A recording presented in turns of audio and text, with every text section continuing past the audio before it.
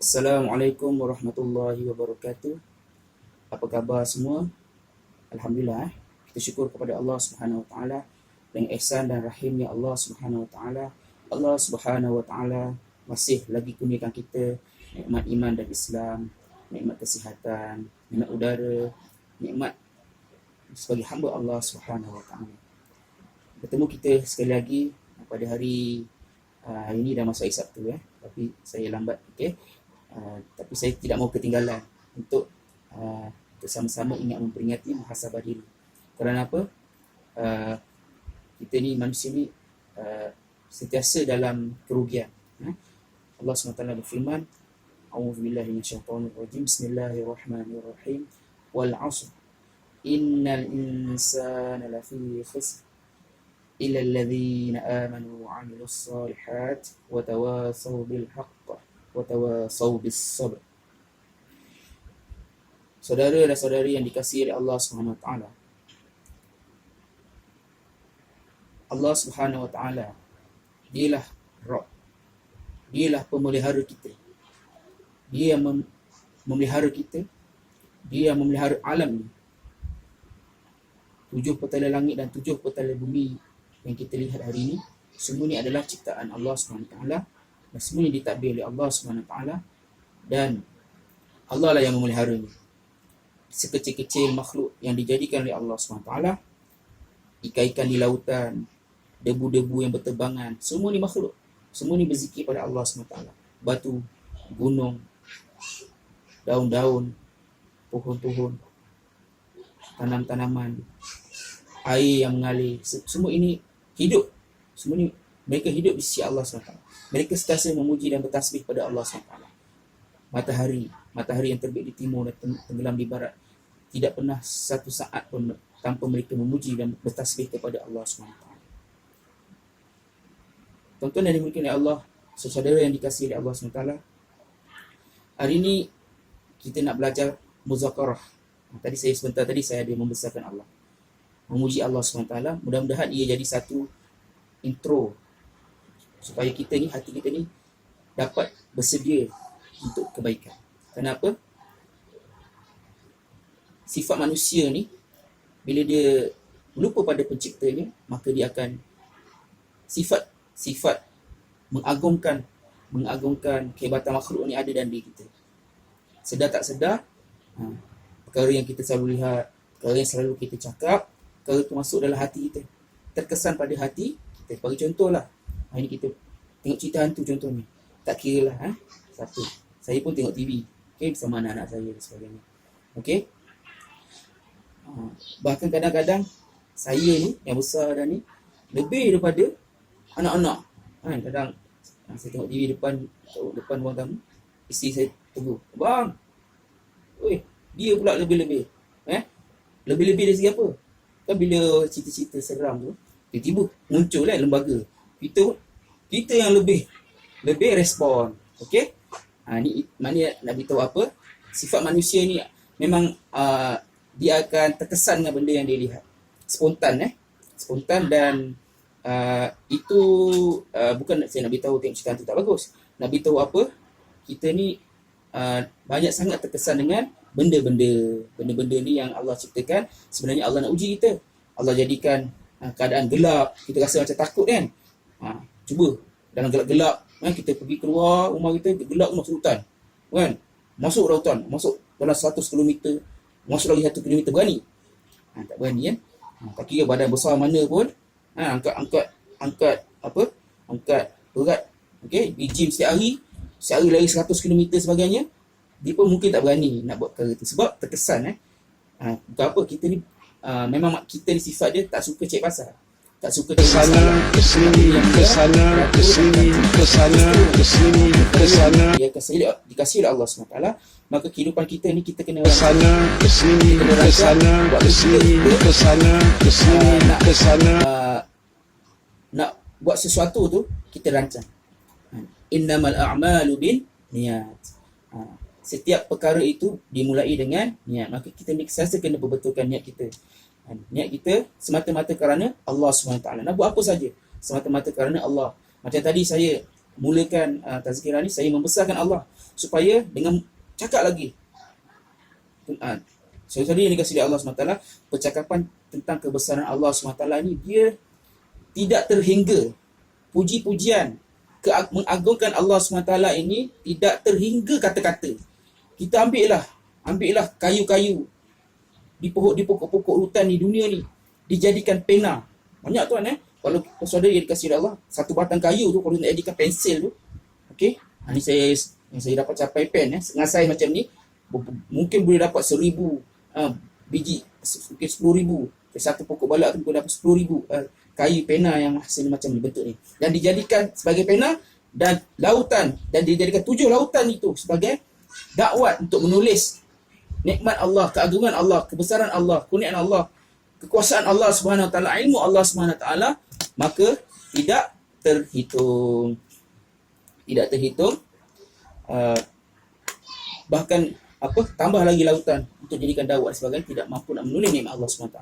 Jadi saya ulang lagi sekali, betapa kita ni sentiasa kena memulakan kehidupan kita di pagi hari dengan doa-doa yang diajarkan oleh Nabi sallallahu alaihi wasallam. Apa? Bila bangun tidur. Okey, sebelum tu lagi, kita nak tidur kita baca apa? Kita nak tidur kan? Permulaan baca apa?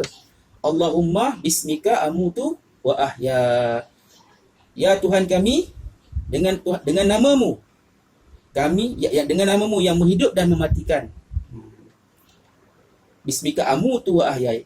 Okey, kita balik dengan namamu Allah SWT yang amutu, yang mematikan dan yang menghidupkan. Dan kemudian kita pun tidur. Kemudian bila bangun tidur kita baca apa? Kita mulakan lagi pagi hari kita bangkit kita tadi dengan memuji Allah SWT, dengan berdoa, bertasbih pada Allah. Alhamdulillahillazi ahyana ba'dama amatana wa ilaihin nusyur. Apa maknanya? Alhamdulillahillazi zal. Okey, alhamdulillahillazi ahyana. Segala puji bagi Allah Subhanahu Wa Taala.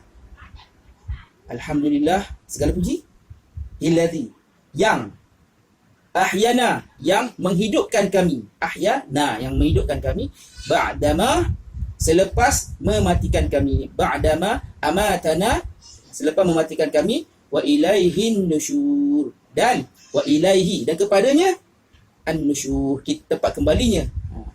Tempat kita kembali pada Allah SWT. Jadi ini nak beritahu apa? Ini tadi tidur. Sebelum tidur dan bangun tidur, dan kita nak pergi tandas, nak buang air, okey? Ataupun pukul kita tidur tadi terjaga pukul 2 nak kencing atau pukul 4 sebagainya, cuaca sejuk, kipas pula direct dengan kita kan, ada aircon sebagainya, maka kita mudah rasa nak pergi tandas. Maka kita pun terjaga, kita pun pergi ke masuk tandas, nak masuk tandas baca doa apa?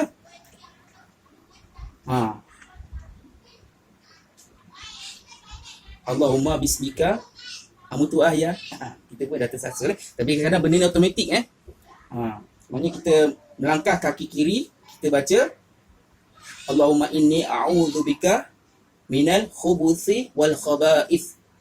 Allahumma inni, wahai Tuhan kami, inni, sesungguhnya kami memohon perlindungan, a'udzubika, meminta pertolongan, berlindung kepadamu, minal khubuthi wal khaba'ith. Okey, saya pun lebih kurang maknanya daripada syaitan jantan dan syaitan betina. Okey, kotoran tempat-tempat yang keji. Maka kemudian kita pun nak keluar. Itu ada permulaan perbuatan nak keluar. Mana kata sentiasa kita ni memulakan sesuatu, maka nak keluar pun kita baca doa apa? Alhamdulillahillazi, atau apa? Ghufranaka alhamdulillah. Pun boleh. Ghufranaka alhamdulillahillazi azhaba 'anil hadha wa 'afani. Itu panjang Yang paling pendek kita baca ghufranak. Okey, ghufranaka. Okey. Sungguh Allah SWT mengampunkan kita mengampunkan kamu. Jadi ni nak beritahu apa, banyak lagi perbuatan kita. Maknanya hidup kita ni sentiasa memulakan sesuatu perkara, kita kena sentiasa memuji Allah, bertasbih pada Allah, bermunajat pada Allah. Tali pergantungan kita hanya kepada Allah Subhanahu Wa Taala. Dan maka perbuatan kita dengan sendiri insya-Allah ada kasih sayang Allah, ada pertolongan Allah, ada ihsan, ada rahim Allah SWT, ada manfaat Bila kita mengikuti cara hidup baginda sallallahu alaihi wasallam dengan amal yang doa-doa yang dianjurkan oleh baginda sallallahu alaihi wasallam, kita panggil doa masnunah. Doa-doa yang mengiringi satu-satu amal kita panggil doa masnunah, yang disunnahkan untuk kita ikuti dan mendapat ganjaran pahala yang besar di sisi Allah Subhanahu Wa Taala. Maka bila kita mengikuti ittiba' Nabi sallallahu alaihi wasallam dari segi perbuatannya, dari segi bacaannya, dari segi tingkah lakunya, diamnya dan sebagainya, maka ia diberi ganjaran dan mendapat manfaat. Apa manfaat tadi? Nusratullah. Manfaat yang kita ataupun jus makanan, apa dia punya jus dia? Nikmat makan, nikmat enak tu. Tuan-tuan yang muliakan Allah, saudara yang dikasihi oleh Allah, makanan ni adalah nikmat, dia adalah enak. Bukan saja sedap, enak. Bahkan herba-herba, apa dia punya jus dia? Afiah.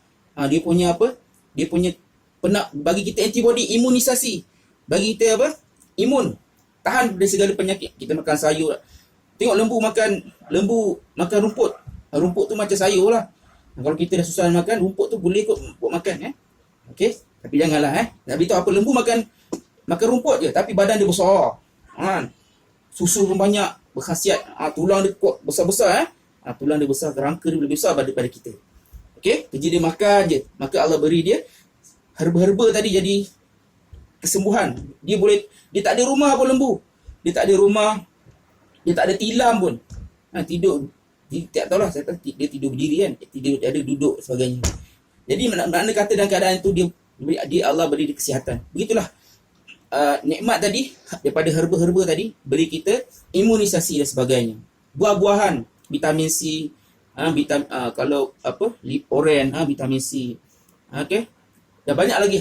Bukan kita tidak salah kita memanfaatkan kajian-kajian supaya ia jadi satu sumber supaya kita ambil faedah daripada kajian-kajian tadi untuk kita gunakan.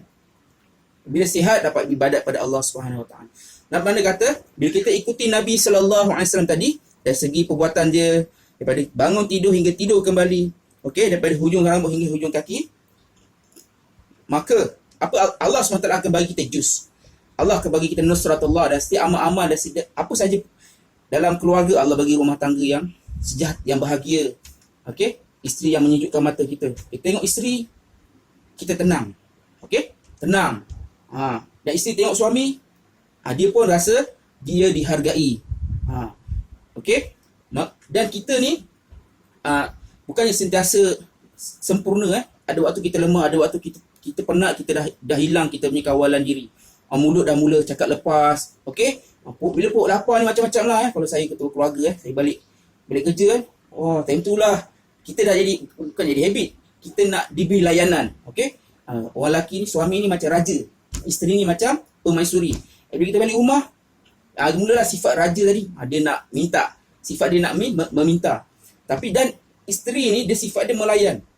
Maka dia pun kena ada persediaan mental, fizikal dan sebagainya untuk bersedia menyambut kedatangan suami dia. Standbykan air dan sebagainya. Walaupun air putih. Okey? Walaupun air putih, kalau dia sempat, dia standby, siap-siap air teh tarik apa yang disukai oleh suami dia. Paling-paling pun tak sempat, standbykan air putih. Abang haus, memang tentu balik haus. Sekarang ni saya pun haus. Okey? Satu hari kita minum 8 gelas, 8 liter sebagainya. Minum air untuk keperluan kita. Di musim ni PKP ni kadang kita sibuk, kita bekerja. Tekak ni haus. Okey, maka kita kena alert ke perkara ni supaya kita pun selesa, dalam rumah tangga kita pun selesa, anak-anak kita pun nampak, tengok dia orang ni mula bergaduh sesama dia, kita faham ni mesti lapar. Bila lapar, macam tadi saya cakap ni, bukan ayah dia balik dia mula nak cakap terlepas lah. Jadi nak elak-elakkan ni, Allah beri sifat-sifat yang ada pada wanita. Sifat dia apa? Melayan. Dan sifat suami ni memang sifat dia penat bekerja, dia penat. Sifat dia mengharapkan layanan. Okey, begitu anak-anak kita ni, mereka ni sifat dia ada waktu dia bergaduh. Dia boleh baik-baik sampai tu masa dia bergaduh. Maka kita kena tahu ni mana bergaduh, mungkin dia penat, lapar. Dah penat dia tahulah, dia pun hilang kawalan macam kita tadi. Kalau lelaki samalah. Dia suka bermain, suka nak menang sebagainya. Ada waktu dia terlebih, kena pula waktu dia dah lapar, dia rampas adik dia menjajan ke sebagainya, dah bergaduh. Jadi nak beritahu mana kata maka kehidupan kita ni kena kembali kepada cara hidup baginda SAW, dan kita tunaikan apa yang diperintahkan oleh Allah SWT dan dianjurkan oleh baginda SAW. Baginda SAW adalah sebagai contoh dalam kehidupan kita. Dari permulaan setiap perbuatan kita perbetulkan niat kita hanya semata-mata mendapatkan keredaan Allah SWT, dan kita beristighfar sentiasa kita kembali kepadanya.